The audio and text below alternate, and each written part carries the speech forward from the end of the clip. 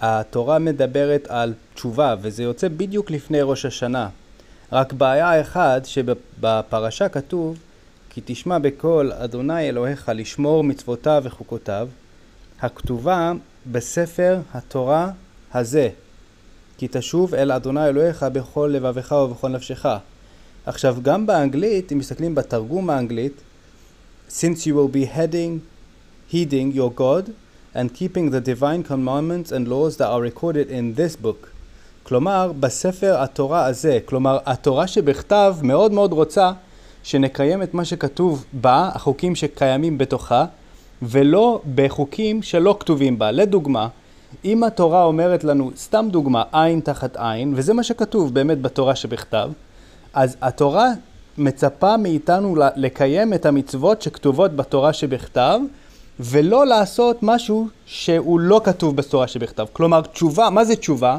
תשובה זה לחזור לתורה שבכתב, מה שכתוב בספר התורה הזה. מי שיודע לקרוא יבין לבד שצריך לחזור לספר, מה שכתוב בספר התורה הזה, ולא בספרים אחרים. זאת אומרת, מה זה תשובה בעצם? תשובה זה להפסיק עם כל שאר הספרים ושאר הפרשנויות שמשנות את התורה שבכתב, ולחזור לתורה שבכתב. זאת אומרת שאנשים, החרדים וכל שאר הזרמים, פחות או יותר, חושבים שלחזור בתשובה זה לעשות יותר ממה שהתורה שבעל פה אומרת. אבל זה לא ככה, כי אם מסתכלים, בתורה עצמה היא אומרת לנו מה זה תשובה.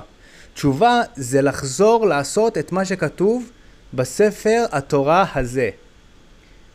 כי תשוב אל השם אלוהיך בכל לבבך ובכל נפשך. כי המצווה הזאת לחזור לבורא עולם ולספר התורה הזה, אשר אנוכי מצווך היום, לא נפלאתי ממך, זה לא קשה, זה לא רחוק. לא בשמיים היא, כלומר זה לא בעל פה, זה לא באוויר, זה לא הבל.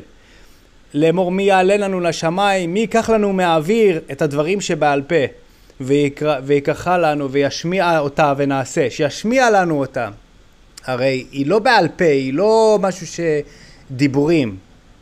לא צריך שמישהו ישמיע לנו את התורה ונעשה אותה. היא לא בעל פה. אתם מבינים? אלא מה?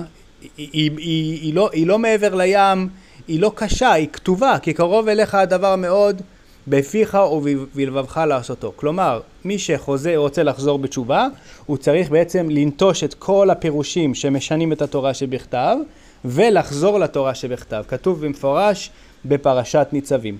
וקשה מאוד, הפסוקים האלה קשים מאוד על התורה שבעל פה. חזק וברוך.